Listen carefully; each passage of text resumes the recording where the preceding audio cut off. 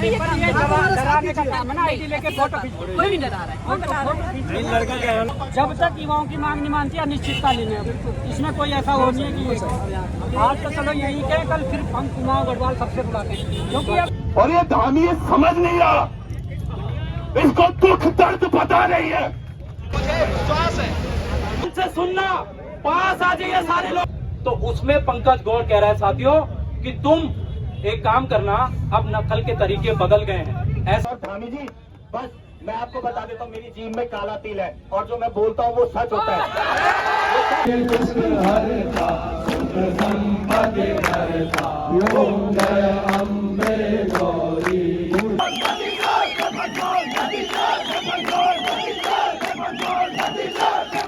So hello ji, hello, welcome back to the channel guys. I hope आप सभी लोग बहुत बढ़िया होंगे यार। और भाई आज की वीडियो थोड़ी सी अलग है यार।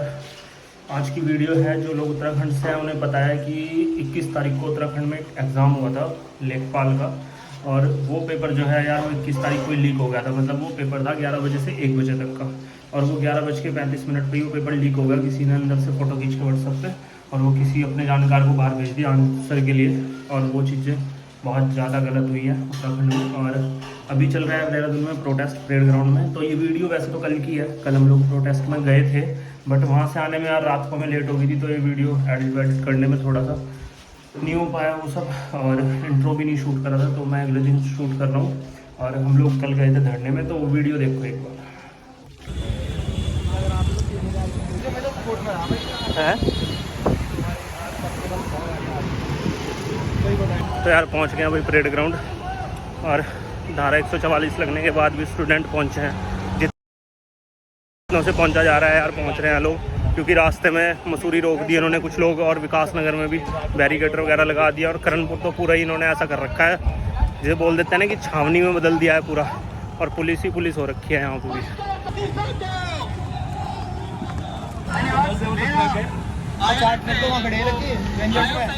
तो भाई हम पीछे से आए ना, 4 ट्रक तो वहाँ खड़े थे पुलिस वालों के, और 3 बस ये खड़ी भी है यहाँ पे, और आगे भी होंगी अभी खड़ी भी। लाइब्रेरी में 5-5, 6-6, 7-7 सालों से तैयारी कर रहे हैं, लास्ट में पेपर का अंजाम हो रही है कि हाँ कोई वीडियो कोई ऑडियो रिकॉर्डिंग हो रही कि 15 लाख 17 लाख 20 लाख। मेरा सभी से निवेदन है कि सभी भाई लोग यहाँ पे आए, शांतिपूर्ण योजना पहुंचा आ रही है, तो तमाम युवा और आने वाले तो आप फैसला बना रहे हैं, और भी छात्र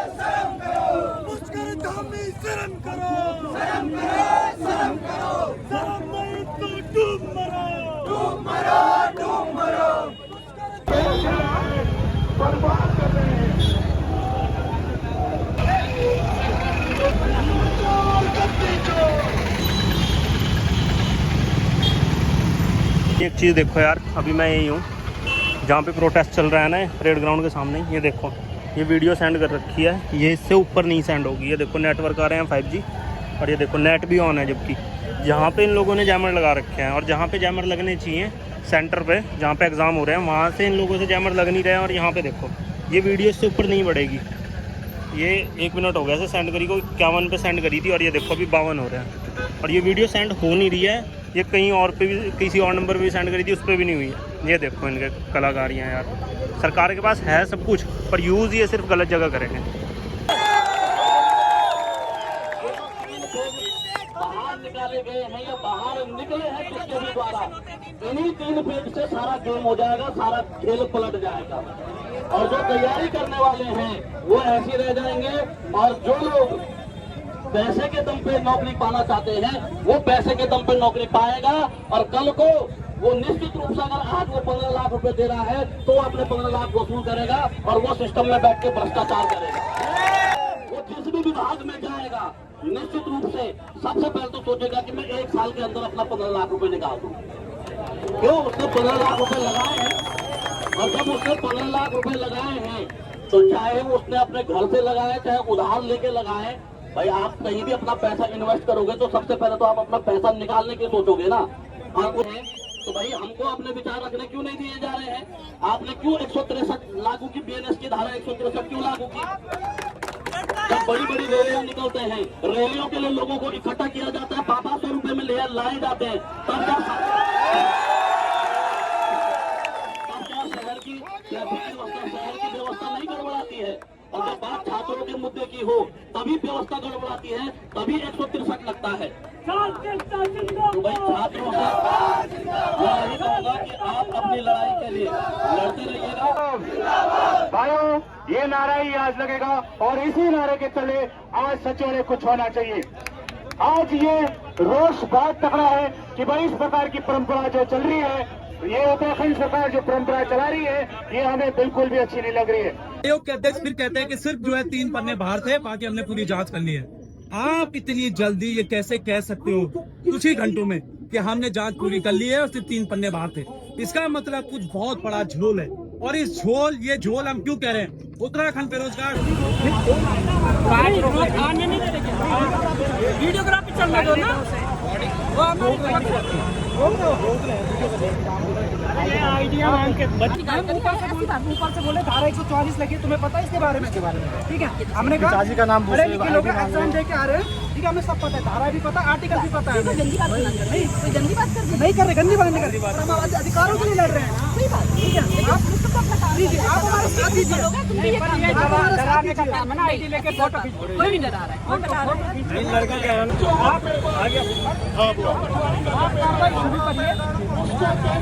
जब तक युवाओं की मांग नहीं मानती अनिश्चितता लेने, इसमें कोई ऐसा हो नहीं है कि आज तो चलो यही कहें, कल फिर हम कुमाऊं गढ़वाल सबसे बुलाते हैं, क्योंकि अगर हर बार ऐसा होता रहेगा ये चलेगा।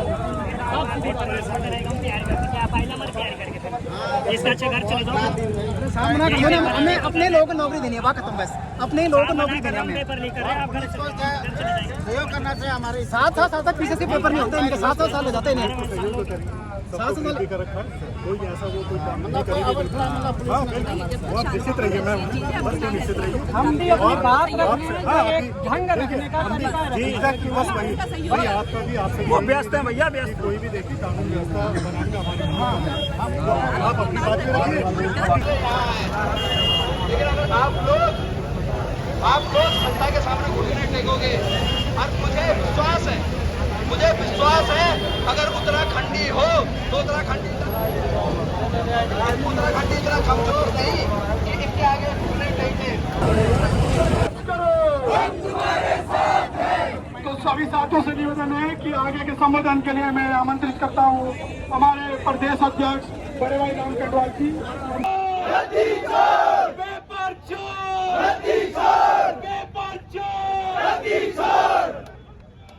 साथियों, आप सभी लोग जहां से सुन रहे हैं, जरा ध्यान से सुनिएगा। सारे लोग अपने अपने कैमरे ऑन रखिएगा, और आज इस वीडियो को चारों तरफ फैला दीजिएगा। और अगर नकल रोधी कानून के तहत अगर मुकदमा करना है तो राम कंडवाल पर करिएगा। सबसे पहले मैं तैयार होता हूं, सबसे पहले राम कंडवाल तैयार रहेगा। इस प्रदेश के युवाओं ने अगर राम कंडवाल को अपना अध्यक्ष माना है तो सबसे पहले मुकदमा भी राम कंडवाल पर होना चाहिए। साथियों,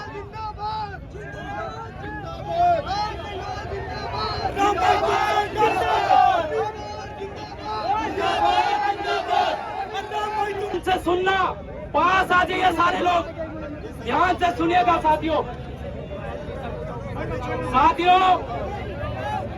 सबसे धारा 163 लगा दी जाती है। बताइए, धारा 163 कि लोक सेवा आयोग भी क्या इस मामले में सम्मिलित है? और कल जब ये पेपर होता है 11:35 पर ये पेपर हम लोगों के समक्ष बाहर आ जाता है। ये पेपर हम लोगों के समक्ष 11:35 पर बाहर आ जाता है। आयोग के अध्यक्ष कहते हैं कि सिर्फ 3 पन्ने बाहर थे, इसे पेपर लीक नहीं कहा जा सकता। अरे मजाक चल रहा है क्या? मजाक है ये? अगर मान लीजिए मेरे पास एक पानी का भरा पीपा, मैं उसमें थोड़ा सा छेद कर देता हूँ, मैं क्या बोलूंगा? यार ये तो लीक हो रहा है, मैं इसको बंद करने के लिए ट्राई करता हूँ, मैं यही कहूंगा लीक हो रहा है, भले उसमें थोड़ा सा पानी जो है बाहर आ गया हो। और बाद में आप जो है रात को प्रेस कॉन्फ्रेंस करते हो रात को, और उस रात को प्रेस कॉन्फ्रेंस में आप ये कहते हो कि जो है सिर्फ 3 पन्ने बाहर निकले हैं। तो बड़े हंसी वाली बात है। अरे भाई आप तो आईपीएस अधिकारी रहे हैं, आपकी मस्ती को क्या हो गया है मर्तोलिया जी? आपकी मस्ती को क्या हो गया? आर्य कन्या इंटर कॉलेज रुड़की एक सेंटर है। इस सेंटर के सारे जो कार्बन कॉपियां थी, जो एमआर होती है उसकी जब कार्बन कॉपी निकलती है, अच्छा मैं ये कह रहा हूँ एक बार सब जरा बैठ जाओ, बैठ जाओ यार, सब जरा बैठ जाइए।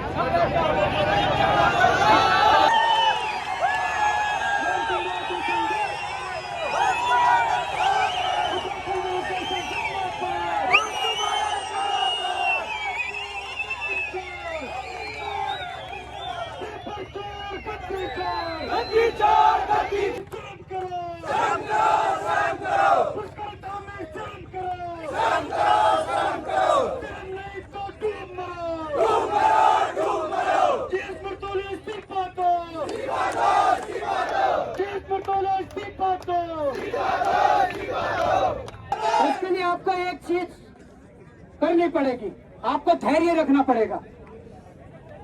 ये संपत्ति, ये सारी चीजें हमारी है, हमारे टैक्स का पैसा है। ये पुलिस भी हमारी है, ये भी पुलिस में से कोई हमारा भाई है, कोई चाचा है, कोई कुछ है, इनसे भी हमारी कोई दुश्मनी नहीं है। पर अगर हम गलत तरीके से आंदोलन करेंगे, आंदोलन टूट जाएगा, अंजाम तक चीजें नहीं पहुंच पाएगी। हम उस पीड़ा को जानते हैं, हम उस तैयारी से गुजर चुके हैं कि एक एग्जाम्पल सेट होना चाहिए, सीबीआई जांच होनी चाहिए। उसके लिए अपनी बात रखने के लिए सब एक एक करके आएंगे, अपनी बात रखेंगे, किसके सेंटर पर क्या गलत हुआ वो भी बात रखेंगे, हमारे पास क्या तथ्य हैं। ये लोग कह रहे हैं ना कि 11:30 बजे पेपर बाहर आया इसलिए लीक नहीं है। अगर 11 बजे एसएसपी कह रहा 11 बजे बाहर आता तो लीक था, हम बताएंगे 10 बजे भी पेपर सॉल्व हो रहा था।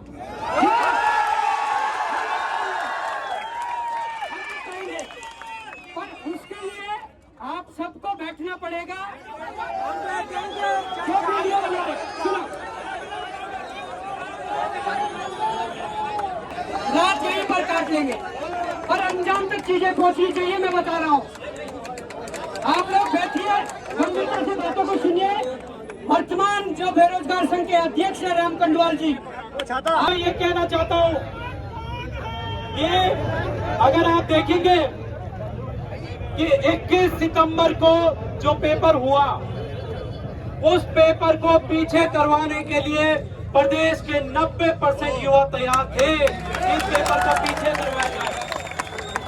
लेकिन साथियों, हमारी टीम उत्तराखंड बेरोजगार संघ मर्तोलिया जी के पास 3 बार जाता है इस पेपर को पीछे करवाइए, 3 बार। उसके बाद यही बेरोजगार संघ मुख्य सचिव से मिलता है, एक नहीं बल्कि 2 बार मिलता है। और एक बार तो ये भाई वहां पर जो है 8 घंटे तक बैठा रहा कि मुझसे मिलेंगे, लेकिन मुख्य सचिव नहीं मिलते हैं। हमने जो है उनके सामने ये पत्र दे दिया कि इस परीक्षा को पीछे करवाइए। इस प्रदेश में आपदा आई हुई है, आप कैसे जो है बच्चों को खतरे में मोल कर आप जो है उनको सेंटरों तक भिजवा रहे हो। लेकिन साथियों, हमें ये नहीं पता था कि ये जो जोर जबरदस्ती हो रही है, इस पेपर को पूरा करवाने के लिए जो जोर जबरदस्ती हो रही है, उसके पीछे कहीं ये सारी चीजें तो नहीं थी। ये चीजें अब पता चल रही है साथियों कि इस पेपर में ये सारी चीजें हुई हैं।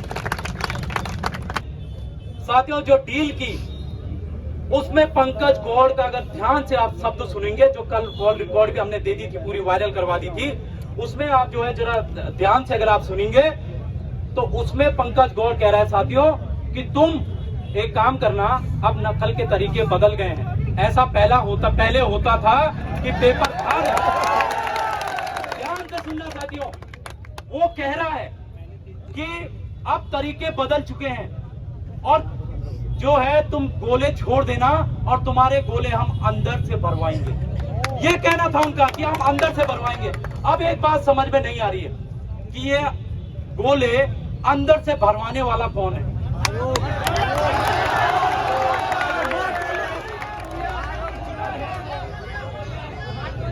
साथियों, ये बड़े गंभीर सवाल है, बहुत गंभीर सवाल है, क्योंकि वो जब कॉल रिकॉर्ड हो रही थी साथियों, जो कॉल रिकॉर्ड आपने भी सुनी होगी, उसमें पंकज गौड़ बड़े कॉन्फिडेंस से कह रहा है कि मैं अंदर से तुम्हारा जो है गोले भरवा दूंगा। ऐसा कॉन्फिडेंस साथियों और नहीं होता है, जो करवाता है उसका ऐसा कॉन्फिडेंस देखा जाता है। अगर आप एक अभ्यर्थी से पूछेंगे, वो बड़े कॉन्फिडेंस से आपको बता सकता है कि मेरे कितने नंबर आ रहे हैं। मैं गर्व से कह सकता हूं मेरे भाई स्नातक स्तरीय में 75 नंबर आ रहे हैं। तो जो नकल माफिया है वो भी गर्व सीना चौड़ा कह सकता है कि मैं अंदर से गोले भरवा दूंगा, और ये उसने कहा है। तो अब जब इस पेपर की गोपनीयता पूरी भंग हो चुकी है, इस बैठे और ऐलान कर रहे हैं कि कुछ नहीं हुआ है, 3 पन्ने बाहर है बस, ये और उसके बाद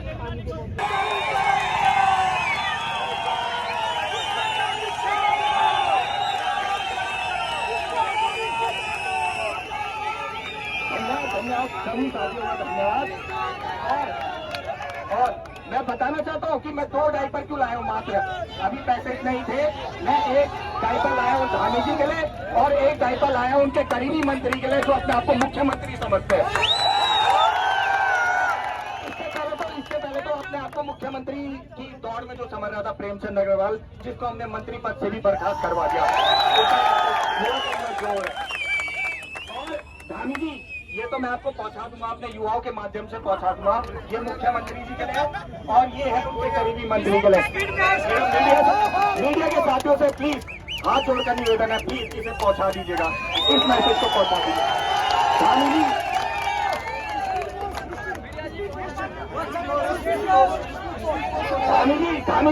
धामी जी, मेरे पास जरूर बेरोजगार हूँ, मैं भी बेरोजगार हूँ, लेकिन इतना पैसा जरूर है कि मैं आपको ये डायपर स्पीड पोस्ट के माध्यम से भिजवा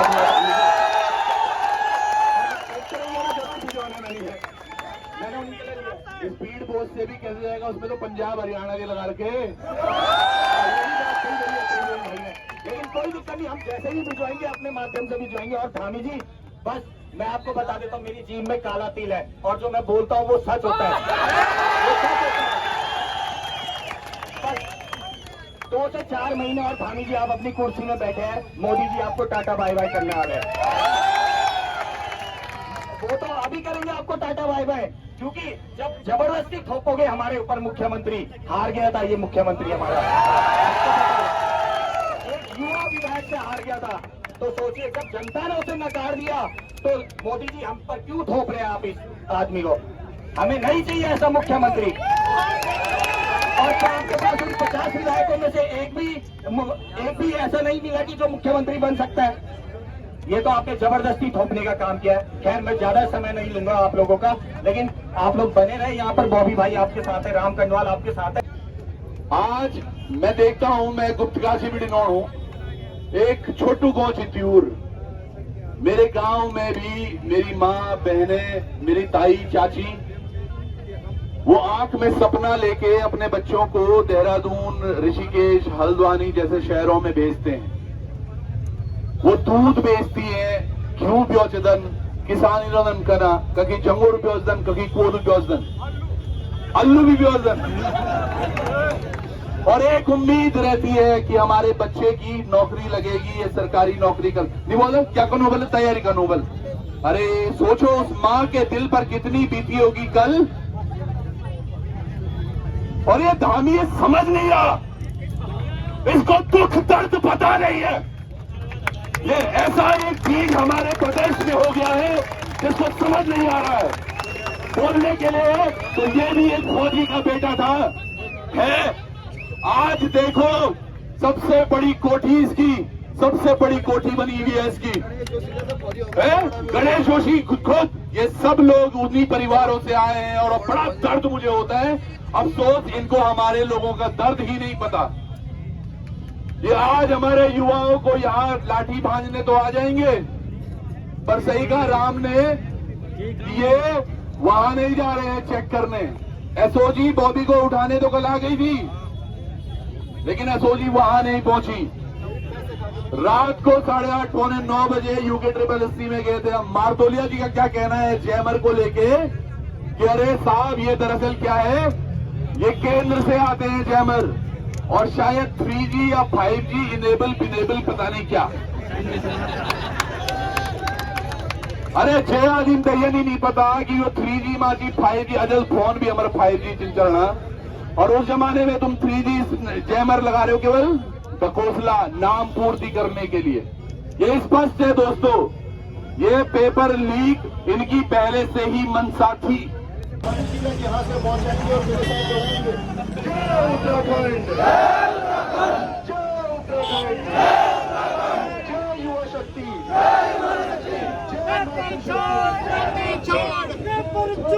गद्दी छोड़।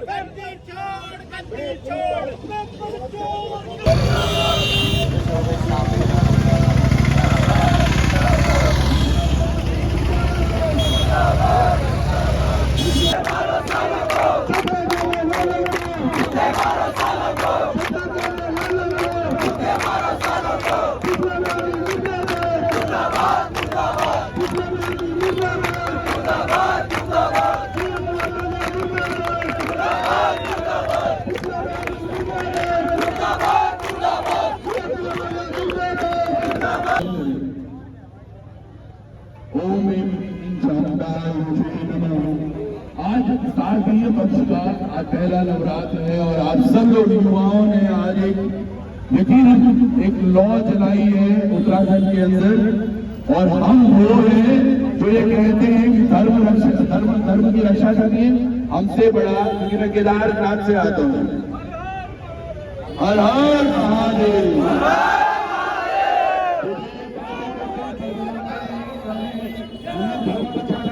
हमें मत सिखाओ हमें क्या बचाना है, हमें नौकरियां चाहिए, हमारे युवाओं के साथ खिलवाड़ बंद होना चाहिए, हमें वो चाहिए। अभी हम सब लोग आरती करेंगे और आप सब लोग हमारे साथ आरती करेंगे। बहुत बहुत प्रणाम, और उसके बाद फिर हम थोड़ा भोजन करेंगे। सुबह से किसी ने कुछ कहा है, बहुत बहुत धन्यवाद।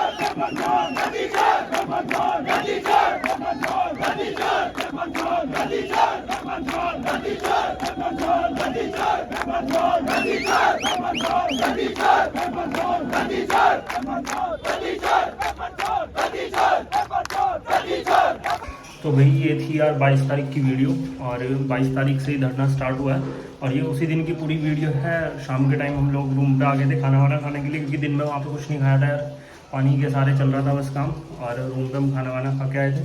तो इस वीडियो के लिए इतने रखते हैं। वीडियो अच्छी लगी है तो यार लाइक कर दो, कमेंट कर दो, और ये आंदोलन की मैं कोशिश करूँगा कि पूरी वीडियो डाल लूँ यूट्यूब पे, जितना भी हो पाएगा मैं करूँगा। तो चैनल को सब्सक्राइब कर दो यार। मिलते हैं आप लोगों से अगली वीडियो में।